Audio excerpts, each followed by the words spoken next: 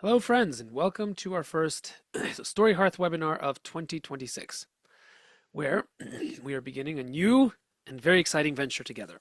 This year, I had all of you choose one craft-related project and one life-related project.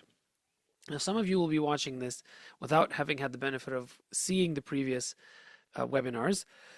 If that's the case, there is a series of webinars where we get more in depth on some of the preparatory steps to what we need to do today. So if some of this seems a bit confusing, I do recommend that you go back and watch November and December's sessions. And I was very happy to see that a few of you shared your intentions with me over the past few weeks. Uh, and so today we begin. We begin by describing the process by which we're going to do these projects of ours and how each step is going to help us move closer and closer to the desired goal. And it's even possible that after today's session, you might want to clean up your intentions and maybe change them a bit, but we shall see. It's never a bad thing to adjust as you go. Today, we're going to start talking about the main theme of the year, which is the 7 stages of the creative process, or how projects in work and life actually get done. First off, we need to talk about the two paradigms that most literature about transformation and change talks about. In particular, any kind of literature in the productivity space, which is mostly written by a certain kind of man, tends to look at the process of getting from one place to another, which is always a process of change and transformation, as a clockwork mechanism, as a series of gears, each one of which is very intricate and needs to be finely tuned. And only after each of the finely tuned gears are put together can the whole thing begin to work well. This is an image that I used to find very attractive until I started to actually try out the things that these specialists and gurus and writers recommend that you do. At which point you realize that you're an actual human being living in an actual world. There are children involved, there are husbands and wives involved, there are other people involved. And when other people are involved, it's hard to make them into perfectly shaped clockwork mechanisms to work with your perfectly shaped clockwork mechanism. In fact, it's not just hard, it's impossible. So most productivity literature, most literature, in fact, about any sort of creative transformation is unfortunately too wedded to this rather secular, rather psychologically driven, and rather limited process paradigm of the clockwork mechanism. It's very attractive because a clockwork can be quite beautiful. And when it is working the way it's supposed to, the intricacy of the small pieces all working together is truly a marvel. But it doesn't work for creative projects most of the time. A much better paradigm, a much better metaphor is the garden, which is why in the past 12 months of 2025, here at Story Hearth, we had been discussing and delving deeply, I think, into the process of cultivating the kind of life that can make creativity possible in the first place. And of course, if you are coming at this late, all of these webinars are available in the webinar space here inside Story Hearth. And it is a lot, but I do recommend that if you haven't watched some of them or any of them, that you set aside some time to go through them because they really do go deeply into why most literature about transformation, about change, about so quote unquote self-help really doesn't work most of the time. And we talked at length about how the human person is actually made up, what parts of the human person are involved in this life of ours, and how the body, the mind, the soul, and the spirit are all not the same, and how each one of them has interesting and different needs, and how all of them work together as a kind of ecosystem where if one doesn't work well, the others may continue to work, but will either be forced to carry the load or will not work as well as they could have if all of the parts were working together. Not like a clockwork mechanism where if a single flaw is put into the system, the whole thing breaks, but rather where all of the different sections are integrated in such a way that when all of them are healthy, you have a combined gorgeous ecosystem, a garden that is beautiful, but that also must work according to principles of seasonality and is not always the same, like in theory, a clock that constantly ticks in the same rhythm at the same time. You can talk about this as two paradigms. The first being optimization, the other one being cultivation. Optimization is a very attractive idea because who doesn't want to improve things to the ultimate so that it never needs to be improved again? It's a very exciting and interesting idea to think that if we were just able to do the necessary work to fix ourselves, to fix our processes, to fix our rituals, to fix our homes, to fix the way we do things, and maybe even ourselves in the process, then perhaps we can get to a point where nothing need ever be fixed again because we figured it out. Unfortunately, it doesn't work that way. And the cultivation metaphor is a much more accurate, much more correct way of describing how human beings actually create, actually do the work of creativity. We, in order to understand fully the difference between these two paradigms, we should talk about, in very brief, things that I've talked about in more detail in previous webinars, and that is the different parts of the human person and how creativity works. We are made up of, if we are to really simplify, a reasoning mind inside a body. That's one part of our being. There's also an emotional center to this human person, which is alternately called the soul or the heart, depending on what kind of literature you're reading. But that is not all that there is. And I mentioned before that too often, especially in Western secular literature, the triad is usually reduced to mind, body, and heart, or mind, body, and soul, or something like this, when actually that only describes two parts of the human person. The third part being the spirit, the inner heart, the part that is the closest to the divine. The reason why I'm talking about this is not just because I like to talk about systematic theology and I like to tell you all about how the ancient fathers thought about the human person in a way that is actually much more correct and holistic and integrated and much closer to the way that humanity has viewed itself for most of its history. But because creativity itself must be properly understood as a function of part of the human person, and not just the whole, but a part in particular. And this is where oftentimes we get it wrong, because creativity is not a function of the reasoning mind, which resides in the body, nor is it properly the realm of the spirit, the deepest, the most transformed, potentially transformational, the most exalted, the most divine part of the human person. Creativity is actually the proper response of the emotional center of the human person. Now, I've talked about this a little bit in previous webinars, so if you've heard this before, please bear with me, but this is partially a limitation of the fact of the English language. And it might be a problem with Romance languages in general. I know some of you speak, at least one of you speaks French here. So I'm not entirely sure if this applies to French as well, and you can correct me afterwards if I'm wrong. But I do know for a fact that the English language is not good at expressing the reality or the specific manifestation of the emotional center or the soul or the heart of the human person. In older cultures, especially in cultures that have an old world component to them, I'm thinking especially of Greek and Russian languages, which are connected to very old, deeply Christian cultures. There is an entire vocabulary of the emotional center of the soul, which is not possible which is not possible to translate accurately into English.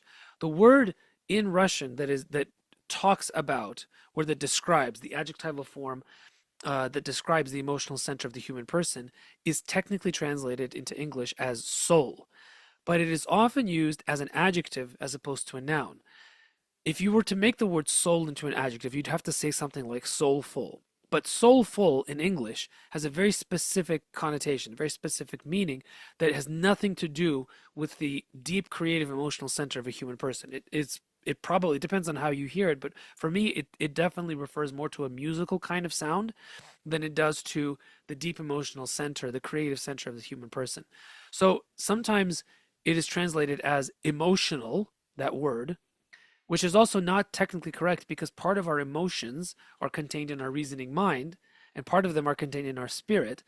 And the word emotional by itself does not accurately reflect the reality of the creative center of the human person, which is a kind of middle place. Now, why am I talking about this? Because most of the time, when people are telling you how to be creative, they're talking about the wrong part of the human person that needs to be activated. And because of that, you could do a lot of things that get in the way of creating properly. This pretty much everybody is in agreement with, and that is the fact that most of the time we in the Western world are highly activated in our reasoning mind. The problem that many of us don't recognize is that this centrality of the reasoning self is at least partially exacerbated by the fact that many of us are not treating our bodies with as much respect and as much care as we could be, in particular having to do with food and physical activity. Again, we've talked about this previously, so if you want to hear more about that, I do recommend you go back into the webinar section and listen to the webinar on the body, which I believe is the fourth webinar of last year's series. But everybody does agree that most of the time, we're in the place where we are in the reasoning mind. Now, the reasoning mind is not a good place from which to write. Because if we write from the reasoning mind, we are in effect writing critically. Critical writing is wonderful if you are writing essays, if you are writing historical treatises, if you're writing scientific literature, if you're writing manuals of science. But the critical faculty of writing is not particularly good at creating a work of imaginative fiction. Now, you can do it, but it hurts. It's unpleasant, it's painful, and it feels like you're forcing yourself to do things that are unnatural, which is why so many writers these days say really ridiculous things. And I'm sorry if you've said this before, I'm not personally attacking you, but it is ridiculous to say things like, I hate writing, I love having written, which just shows that the person has never had the joy or the opportunity. Again, not to condemn in any way. It is a terrible tragedy if a person feels that way, because any person who has had the creative faculty unlocked and opened and freed knows that the act of creativity within the freedom of the creative center is a truly transformative and beautiful experience. Now, how can we get closer to that place where we are able to create more freely? Some people recommend that you use spiritual practices, and in our days, this most of the time comes in the form of some kind of Eastern, and I don't mean Eastern Christian, I mean Eastern non-Christian, like Far Eastern, practices involving yoga or breathing practices of some kind, or meditation. Now, my cards are on the table. I am a ordained clergyman of the Eastern Orthodox Church. I don't practice Eastern non-Christian spiritual practices, but I will tell you one thing, is that I have noticed that the way that people talk about them in the context of creativity does not lead me to think that people are using such spiritual disciplines correctly, because it is absolutely a fact that most good spiritual practices do lead us toward the spirit, as in the inner heart of the person, the part that is most closely connected to the creator, capital C. However, most of the time, we don't get to the spirit, because to get from reasoning mind to spirit is very hard. You can't jump from the reasoning mind to the deepest nous, which is the Greek word that refers to this reality that I'm talking about, the deep heart of hearts, the inner heart of man. You have to get through the emotional center. You cannot cross it out. So most of the time, because it's difficult to get past the emotional center, and also because it's very difficult to get to the point of the necessary self-emptying of the reasoning mind especially, but also of the emotions, to be able to reach that deepest place of the spirit, which is largely emotionless, Most of the time, it means that we think we're moving towards spirit, but actually we're getting stuck in the emotional center and we are ascribing what we believe to be spiritual experiences to the spirit when they are actually emotional reactions. The reason this is a problem is if you believe that you must create from the spirit and you think that these emotional experiences that you are going through by incorrectly practicing deep spiritual practices are getting you there, but actually they're not, then you are incorrectly using the parts of the human being that are necessary to properly create. Creativity is properly residing in the emotional center of the person, in the emotional heart. But we can never be fully in the middle without at least partially using our reasoning mind and at least closely reaching towards the realities of the spirit. This is why there is so much, excuse me, this is why there is so much extreme language when we are talking about the creative act, both from the left and from the right. I don't mean the political left and the political right. I mean the leftward and the rightward extremes of human experience. The temptation of the extreme left is something like this: I am a creative being. I am created by a creator. Therefore, in my creative self, I am unlocking a divine potential within myself, and only by unlocking this divine potential can I properly create. Therefore, creativity must reside in the unlocking of some kind of hidden esoteric inner divinity.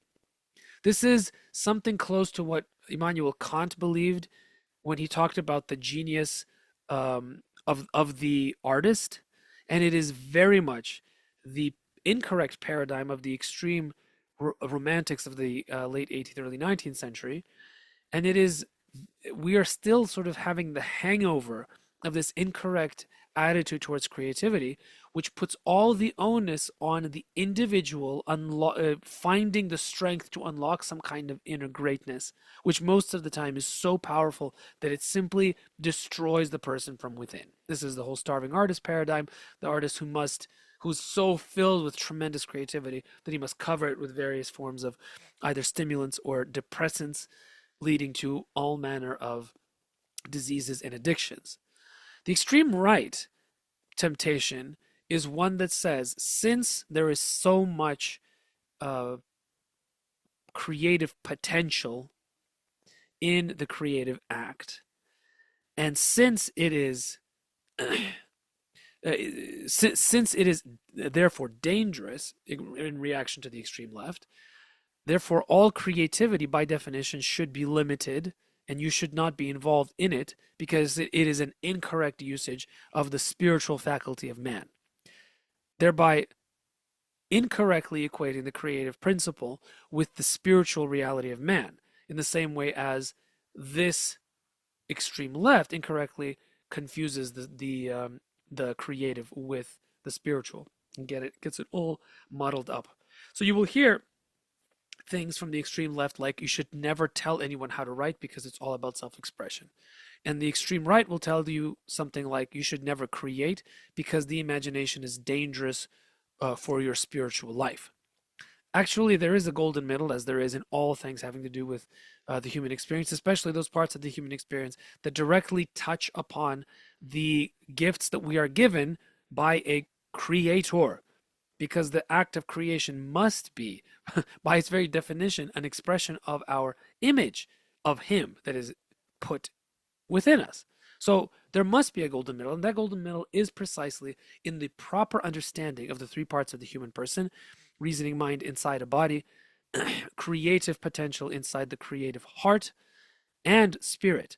But properly putting creativity in the middle section so as not to confuse it with higher spiritual states, which it is not, or exalted physical states, which it also should not be. I'm having issues with with my slides today. So, all that to say, what we are talking about here is a process that teaches you through trial and error and through using all three parts of the human person how to properly find that golden middle, how to identify it, how to use it, and how to activate it properly without confusing it with either the reasoning mind or the spirit, without also either negating or neglecting either the reasoning mind or the spirit.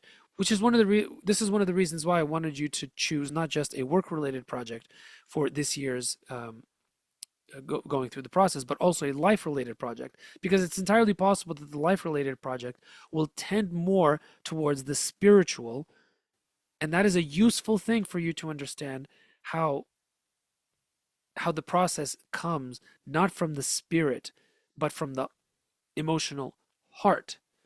And we're going to practice this all together over the course of this year. Though, here we go again, same problem. Apologies. Okay, there is one, we're going to start with one tool of the creative process that we've already attempted in previous webinars that I've already started training you. And those of you who have worked with people like Paul Kingsnorth will know also from sometimes bitter experience how effective this can be. This is proleptic writing. Now, proleptic writing is writing that bypasses the reasoning mind, bypasses the creative, sorry, excuse me, that bypasses the critical part of our creative process and allows us to more quickly and more immediately plug into the creative heart. How does this happen? Well, I'm not a scientist, but I can assure you it does happen.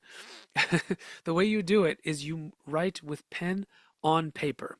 There is something about the connection between the body, the hand, the paper, and the reasoning mind that is very, very powerful in unlocking this deeper intuitive way of thinking and acting. You have to write fast. As you can see, this is a acronym for free writing, and this is also why I have used the term free writing when talking about proleptic writing. We write fast as you can without stopping. Because if you write fast and you don't allow yourself to stop, what it does is it forces your reasoning mind to take a step back, because it does not like to do the thing that it does quickly and without stopping. It wants to do things slowly with plenty of stopping. Yes, Kassiani, this is definitely courtesy of Orna Ross. I am going to be directly referencing Orna Ross. A lot of what she talks about is inspiration for this whole year's worth of stuff. So yes, definitely. So you write as fast as you can without stopping for an allocated time or notebook space. Typically 15 minutes on 3 letter-sized pages, 8 by 5 by 11. By the way, some of you who have done something like the Julia Cameron method will recognize this as something called morning pages, which is a proleptic writing practice of taking 3 letter-sized pages and writing proleptically on them every morning, no matter what. It's a very interesting and very helpful practice to get all of the mental gunk, out of ourselves and out of our reasoning minds.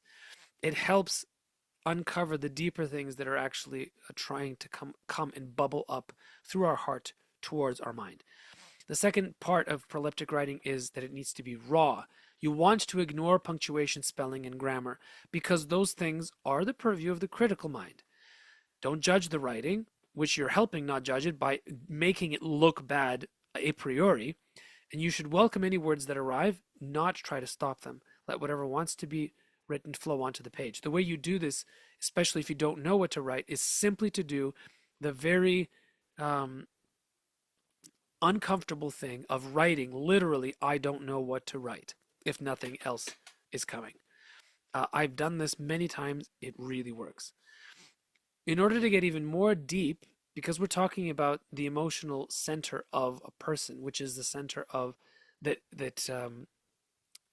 through which regulates the senses, you want to give exact sensory details of whatever you're writing about. Recall sounds, smells, tastes, thirsts, and feelings. And by the way, this is an excellent exercise in writing craft, because if you can manage to write proleptically about yourself, that will train you how to go into deep point of view when you're writing your characters.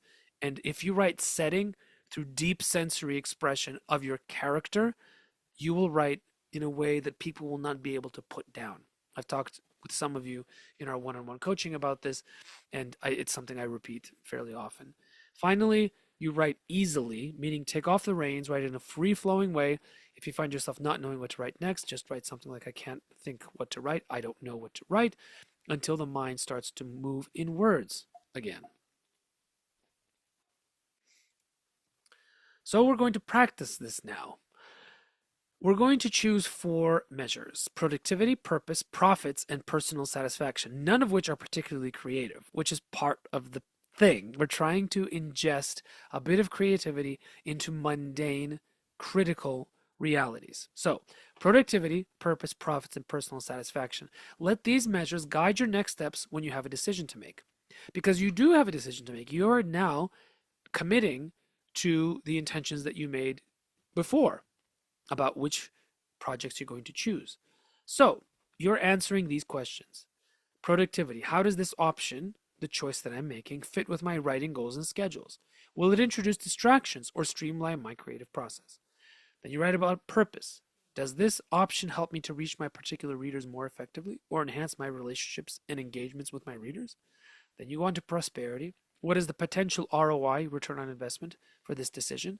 Bearing in mind immediate costs and potential future returns, how does it align with my long-term financial goals? Personal satisfaction. Does this choice resonate with my passion and purpose as an author? Will it make me happy or lead to undue stress? The measure of personal satisfaction often serves as a tiebreaker for other measures. So what I'm going to do is I'm going to turn on the timer for 3, 2, 3, 4. Yes, that's a bit much. Let's do 2. 2 minutes per P. And if you finish, if you feel like you finished and you have nothing else to say, you can move on to the next one.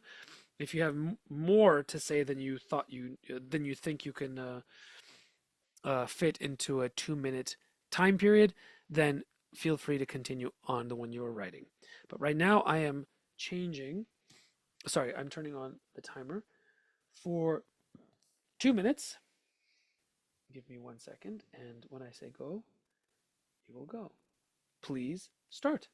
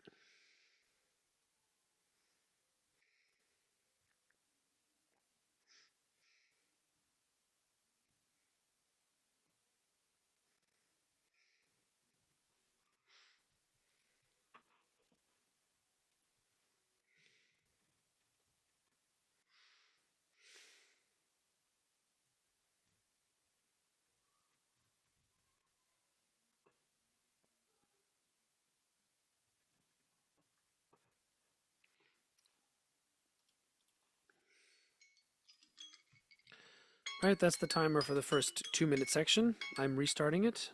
2 minutes begin now.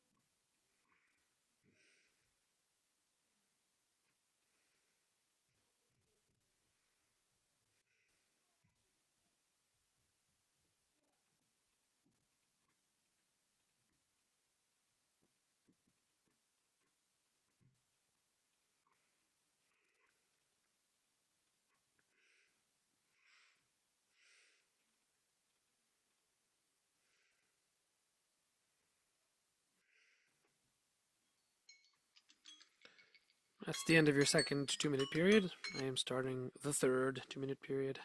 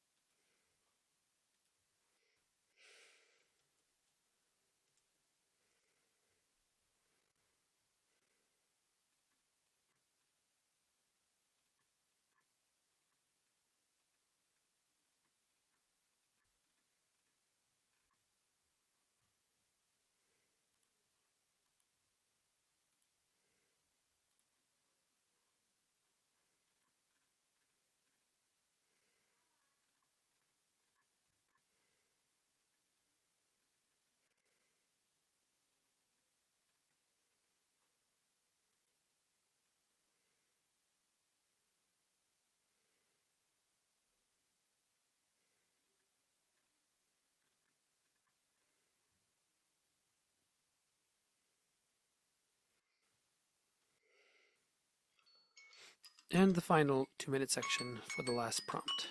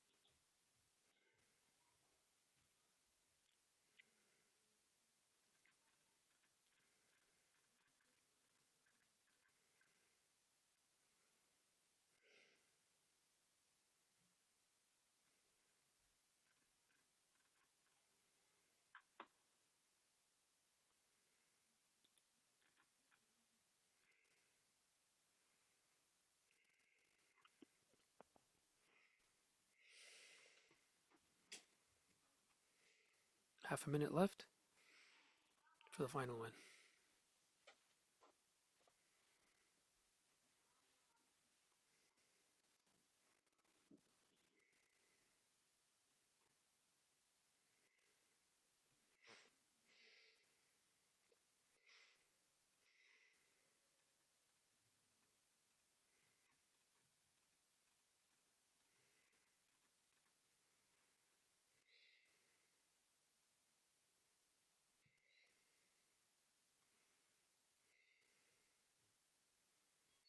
Okay, finish up the last sentence.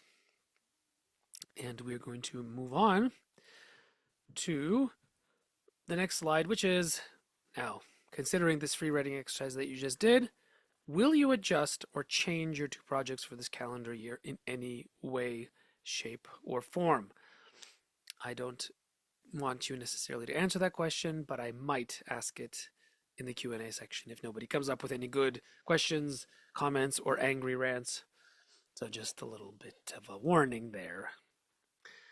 This is the basis of what we're going to be doing this year. Oh dear.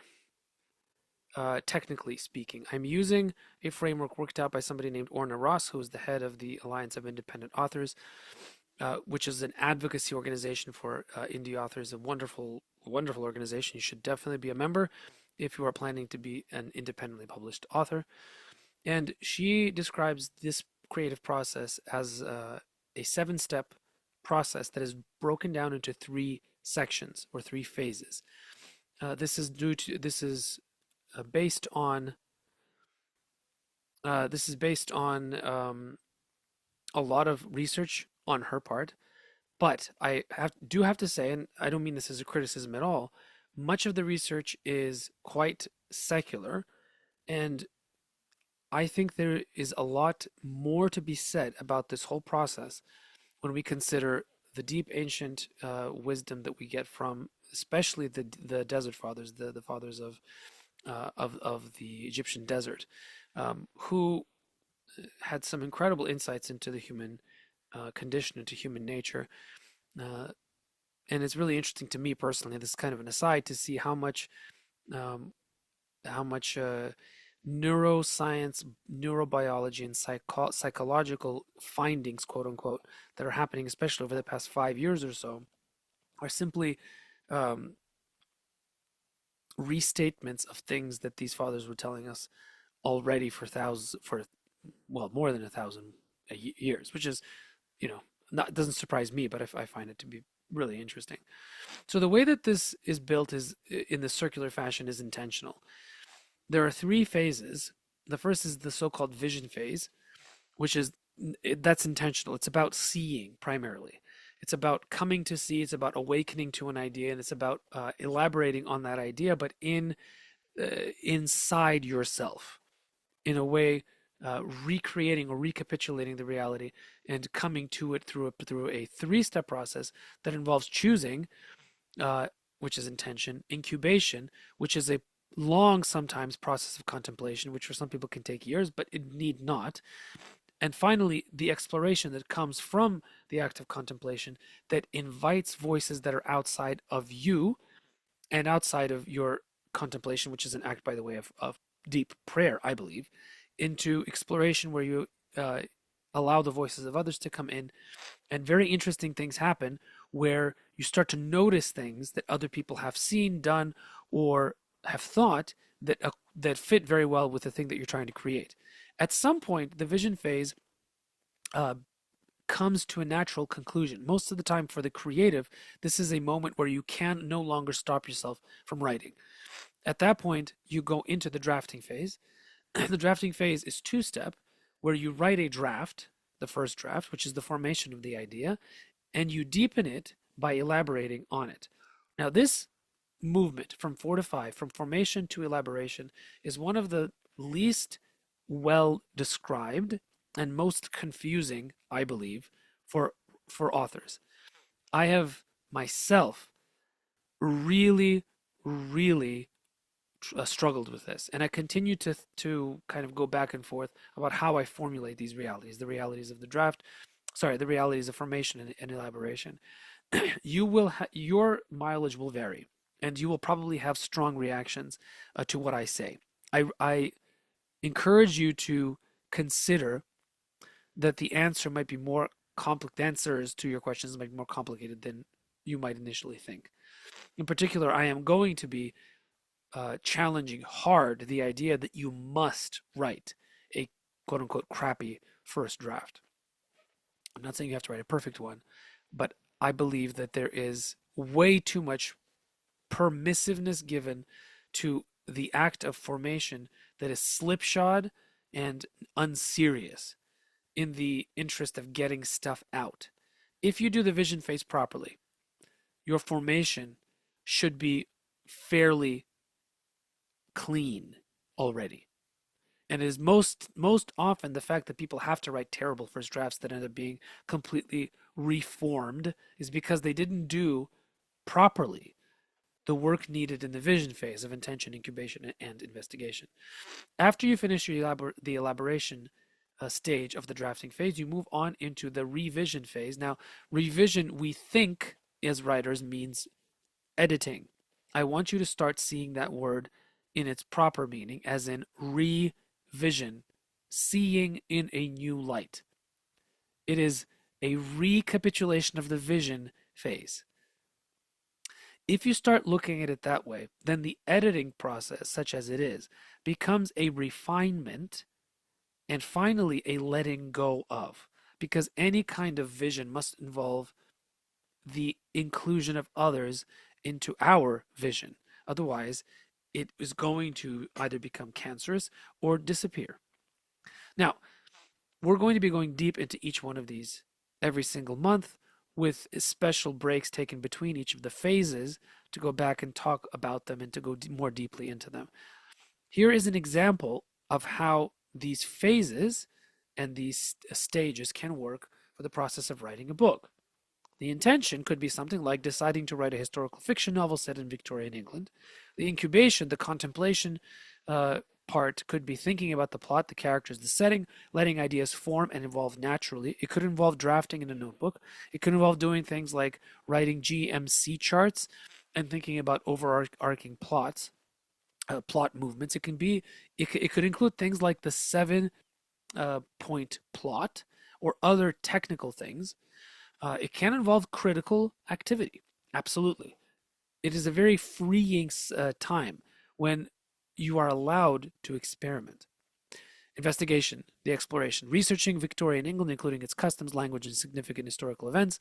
The investigation section for a historical novel is much more obvious than it would be for something like a fantasy novel. But even then, very often your fantasies will be dependent or inspired by some kind of historical contingent reality. Therefore, researching that would be part of the investigation stage of the creative process.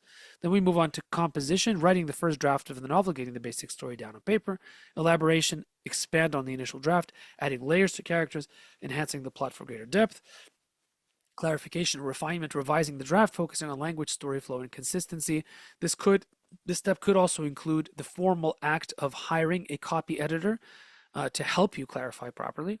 Completion is finalizing the manuscript, including proofreading, which is different from copy editing. Proofreading is fixing mistakes of grammar and spelling. And final, adjustments and shipping to an editor or beta readers. You would not ship to an editor at completion point. The editor in question here is a buying editor, not an editor who you hired to edit your book. We're talking about an editor at a publishing house. Okay, so this is how we're going to do it. Today was the 7 stages of the creative process, how projects and work and life actually get done. Next month, we'll talk about stage 1, intention. And this is my elaboration of Orna Ross's version of events. How inspiration and idea generation are not just about you and your authentic self, how they are very much about a conversation with God. In March, we're going to talk about stage 2, incubation, how to craft these intentions into a vision that is cohesive. Stage 3 is investigation, how to move from vision towards action, how to prepare your vision perfectly so that when you get to the active part of the creative process, composition, you are ready to go. But first, we're going to stop in May, and we're going to talk about how the first 3 stages of the creative process, the vision phase, help us grow in God's likeness. This is a particular theme of mine, how the creative act is part of how we become holy, I believe. If you are shocked by what I just said, I recommend that you listen to the conversation I had with Father Silouan Justiniano about growing in God's likeness through creativity. You can find that conversation in the Wood Between Worlds Substack. Then in June, we're going to talk about stage 4, composition. And really, I'm going to talk about in detail how to get beyond most of the advice you're going to hear about the bad first draft and how the drafting process actually works. I'm going to give you examples from various authors and show you that actually there is not one straight answer, but there are some answers that are bad. Stage 5, elaboration as an acceptance of a harmonious act of creation with God and with other people. When you recognize that your own feelings about your creation are not always the best determining factor in how good they actually are. And we're going to finish the creation stage, the the phase of active composition with a webinar on courageous humility, how to balance creative and critical voice in the creation phase. I have a feeling that that's going to be one of the most popular ones of the entire year because the difficulty of balancing or working both creatively and critically is something that every writer has to figure out in a very in very it's sort of it's a dreadful reality because until you figured it out, writing will be hard. Stage six, a better way of approaching the act of revision. And again, we're focusing here on seeing anew as opposed to rewriting. Stage seven is completion and the kenosis, which is a Greek word meaning self-emptying. It's a theological word. We're going to talk about what the theology of that means, especially in the works of the ancient Christian fathers. And the kenosis of releasing your work to others. Then we're going to return to the balance of the creative and critical in the revision phase because this is where critical voice can destroy everything that you've done up to this point. And the reason I mentioned winter is because we're going to have it in November, and because the fallow period is an important part of creativity. We have to let, at a certain point, the fields of our creativity start to die and wither and wait for the next season. We're going to finish with a topic called the double helix, how we can keep repeating this process, which is not actually circular. It is circular in shape, but in directionality, it is forward moving, therefore a helix. Why is it double? Because you cannot work creatively only in your work life. You have to work creatively, both in work and in other things, which include leisure and life as a kind of separate category. We are starting next month going to have a more active schedule inside Storyhearth itself. We already have Accountability Monday and Check-in Friday. We're going to add something called New Idea Tuesday, some sort of short form video or text, which will be connected with the previous month's webinar. So in February, it will be connected with what I said today. On Wednesdays, I will ask you how you are doing, and I will ask you to comment on how you are cultivating your writer life or how you are progressing on your chosen project. And obviously in February, you're not going to be able to progress much, but perhaps you will have a clearer idea of where you are actually in your creative project. It's possible that you've already done some of the vision phase already, and that's okay. We're not all starting necessarily with stage one, but we are still learning about each of the stages individually because that's useful. Craft Thursday, we're going twice a month going to do a critique of existing work where I teach a fundamental concept in writing craft, and occasionally, twice a month, I think, we'll see how often that happens, I will spotlight a member. This is not going to be embarrassing in the least, I promise. And we're also going to integrate some form of quests or community events inside this community throughout the year. We are going to have a community cohort watch through of a new signature course that I am developing. This will take the 3 courses that exist on Storyhearth already and re-envision them. I will update some of the language. I will also format them in a way that is a little bit easier for people to consume, shorter, more actionable videos. And I was also going to incorporate aspects of the fairy tale quest archetypal journey, but for authors and readers both. So that's going to be really fun, and this community is going to be able to essentially see that course roll out if they want to. There's going to be quarterly essentially cohorts that are going to be coming in and taking these courses. We're going to figure out some way of gamifying an accountability challenge in a NaNoWriMo style, probably in November. NaNoWriMo has ceased to exist, but the idea of choosing a single month or some sort of time period to really focus in on creating a large number of words, not garbage words, but good words, is something that I think we could do in this community, or will do, and we're going to gamify it in some way. I'm working to see if there's some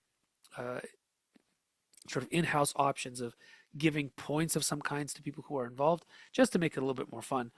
We also include a gift for participating in this NaNoWriMo style accountability challenge, which will involve some way of counting comments, posts, and participation in other ways.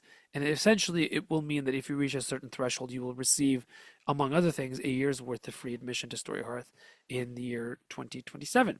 And yes, we will have some sort of in-person Story Hearth event at some point in the next calendar or school year. Not sure exactly what that's going to look like. I'm looking at several options, but we are going to be meeting in person, something that I feel very strongly about we should do more often. Okay, so that's today's presentation. There are some nice comments in the chat that I'm going to go through, and then I'll ask you for your questions. Yes, the Enlightenment is always the villain of every story. Yes, yes. Michael, for what it's worth, I think English used to be better until we left the idea of humors behind. The visceral bodily connection to soulful things, maybe the Enlightenment. Yep, I like the idea of humors. That could be an interesting way of revivifying that language. Yes, Ksiani, nighttime pages. Excellent. Very interesting. Instead of morning pages. Okay. My problem is if I started doing nighttime pages, I wouldn't fall asleep because I'd get so active.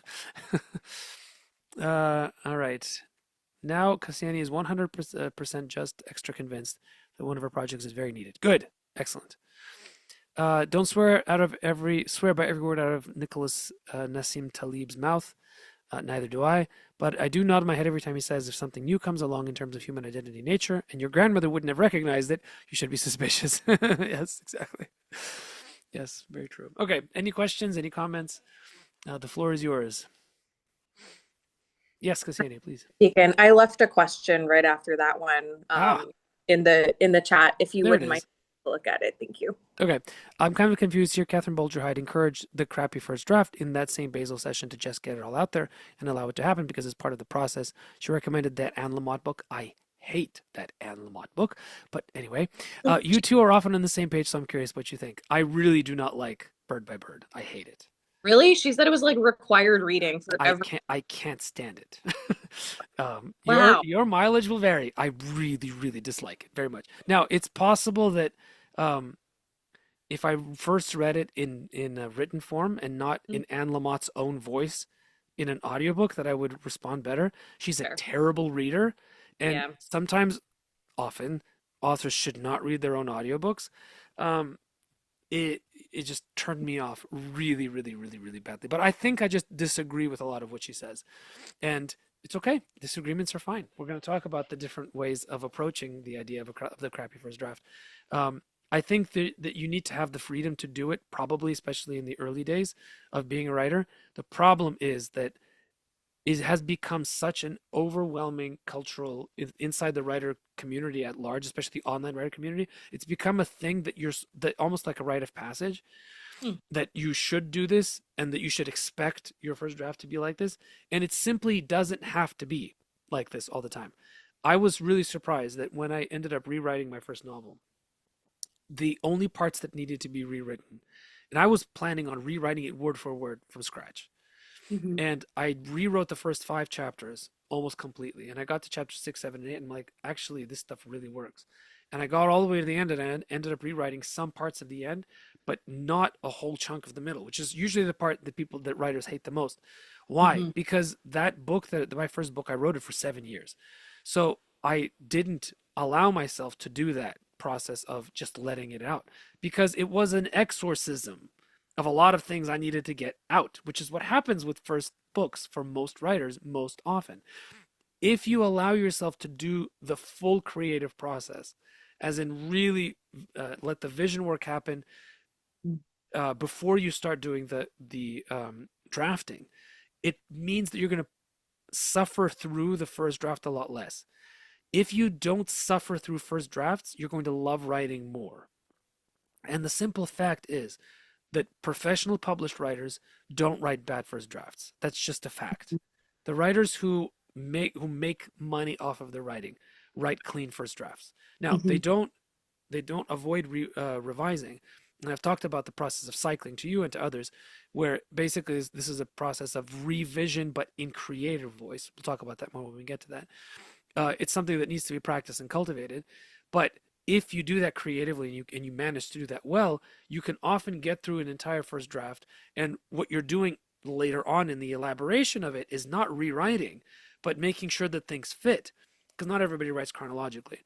So for example, if you're somebody, you can be somebody who writes a very clean first draft and then realize that you've written it all out of order, at which point you take some sections and move them Mm. around, and you'll probably have to write in, sort of interstitial stuff to make it work better. But that's not revision, that's writing, right? And that's not crappy first draft. That's uh, I don't know, badly formed first draft, or not quite in focus first draft, but it's not crappy, right? I really don't. And of course, Anne Lamott doesn't use that word; she uses the other word, which is, makes it even worse. So I have strong opinions about this, but Catherine Mm. Hyde is my teacher and my mentor, and I learned a lot Yeah. from her. So I defer to her in many things. I will just say that uh, I think that there's a lot to be said about this, and that you should listen to all the voices and decide for yourself what works. Okay. I will just say that I think what I'm confused about really, or what I'm asking, is that the context in which she said that Yeah. was, hey, if you're a beginner and your prose is the thing that needs work from a writing perspective, she's like, give yourself permission to play and write the bad first draft. Just go ahead and do it and get the story out so that you practice, so that you So, play. so my answer to that is give yourself permission to play Mm-hmm. is by definition not a bad first draft, Okay. because you're going to take some of those things out. They're not going to be used. Yeah. But I will tell you, there is not a word I've ever written that has not become a story. Okay. This is something that you don't hear enough about from craft teachers. If you write properly, if you write in creative voice, you should never throw anything out. You should have a file for darlings that have been killed, but actually have just been moved to a different place so you don't realize that they're still alive. Okay. Which is a much longer way of saying kill your darlings. By the way, Stephen King does not kill his darlings. Read his books. There's tons of unkilled darlings in all of them. Um, but anyway, that's a different story. So you stick them in a special file and you let them marinate. And someday you go back and you're like, that's a great story. I'm going to write something else from it. So yeah, that's what I would say. All right, Brittany, you're up. Actually, before I ask my question, just to comment on that last conversation, I wrote a novella. I finished my first novella back in 2023, and I haven't touched it since. So I printed it all out, and I've been bringing it to my new job, and that's what I've been working on during the downtime, is editing it. Mhm. And I was really scared to go in and edit it because I'm like, oh man, I don't know what this is going to be like. And it's been a really interesting experience because I'm like, on one level, it's it's not great, but it's also been good because I like a lot of it still. And it's like, oh my gosh, I see what I was trying to do here. And I was just trying to, get it out. So that's been really good. But it's also been good to see how much I've improved in the last few years, because now I can be like, oh, this was not good and this is why. So I can go back. So it's been a really interesting experience just going back and reading that first draft and being like, oh, it's not the worst thing in the world. Yeah, yeah, yeah, yeah. Because Anyway. we're all intuitive, and because we all have good Yeah. instincts when it comes to telling the story. What we're lacking is the technique. And Yeah. as you learn, you recognize that before you did things wrong, not because you were a bad storyteller, but because you just didn't know about that Yeah. particular aspect of technique. Well, and that actually leads into my question. So given the 7 stages and given the schedule for the next year, Hmm. what is your advice on how we proceed with our creative project, our craft project, when we haven't gone through all of the stage, Yeah. all of the elements of the stages? How would you encourage us or advise us to work on a project, if we haven't been Yeah. properly Yeah, yeah, instructed? yeah, no, absolutely. Yeah. So this is good. I'm glad you asked it, because I should have said this during the session. This is not a linear process, nor is it circular. You can go back and forth depending on the needs of the moment. And very often what will happen is, let's just say that um, you get to a middle point in your writing and you hit a wall and you don't know what to do. Rather than just churning out a crappy first draft and just writing whatever comes to you, that is probably a prompt that your creative voice is telling you to go and do vision work, to go draft, to go play around, to go do some other things that are completely unrelated, until the spark comes back and you recognize what needs to happen, and then you can go back to the drafting, right? So this is a repetitive and iterative process. You will go back and forth, which is why it's okay to I think, for us to go through it linearly like we are, with the permission that I give you now to go back and forth as needed as you learn. So yes, you will naturally, as we get, especially towards the later months, start to notice things about your project that, oh gosh, I didn't do that. I didn't know about that. Go back and do it. It's fine. Completely okay. Also, welcome to the reality of being a writer. Every single thing you ever write is going to be, hopefully, worse than the thing you're going to write next in terms of craft. If you're not constantly learning craft, which by the way means recognizing that you didn't do it right the previous time, you are not growing as a writer. It doesn't mean the thing you wrote before was bad. It just means it was missing certain aspects of writing craft. Nobody is ever a perfect craftsman. Everybody can always get better. There are levels to craft. Essentially, it's endless. You can keep getting better and better and better and better. And I think that Michael, Brittany, if that answers your question, I'm going to move on to Michael. Yes, thank you. Thank you. I think I think I've partially answered your question already, but let's get into it. Is there a temperament difference when it comes to authors doing well with a slop first draft versus a first draft that's a work of craftsmanship? Are there people that just need to iterate? Yes, some people just need to go through the cyclical process as they're creating. That's perfectly fine.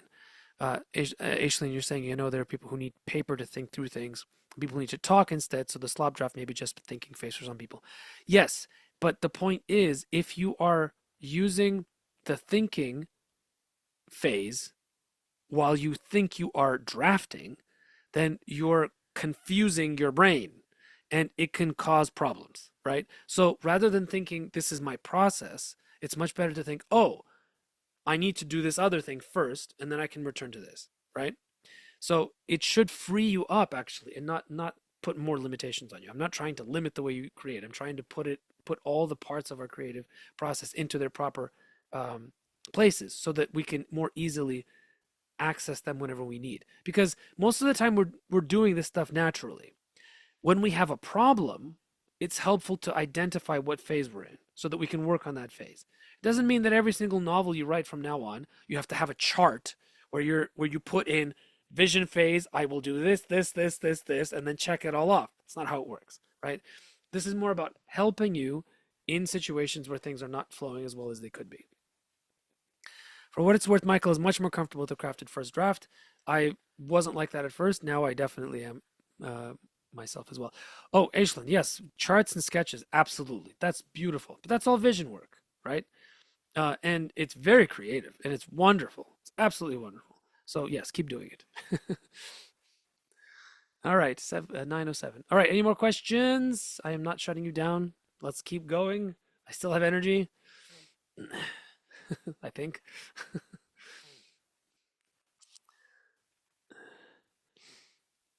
All right. Well, then I'm going to ask the question since nobody has any. Did anybody significantly change their projects based on the free writing assignment of today? Good. Good. Yeah, That means I was Cassiani. I was like, no, I can't do anything but this. Yeah. Good. Good. That's what I wanted to hear. Well, wonderful. It's a small group of people in the live session. It's always the case. I'm very happy for every single one of you coming. Thank you all. Let's see if we can encourage the rest of the community to get a little bit more active inside the forums, so that we can keep the energy going between the webinars. Last year, I found that there was definitely a lag in energy from webinar to webinar. A month is a long time between lessons. So I will do my part, and I'm sure you will as well. And in the meantime, happy Friday, happy weekend, and I hope that if you are in the midst of all the ice, etc., that you get out of it well. We are in -10 Fahrenheit territory right now, which is just lovely, and it doesn't look like it's going to get much warmer for the next forever. But I remember that spring will come someday. All right, everyone.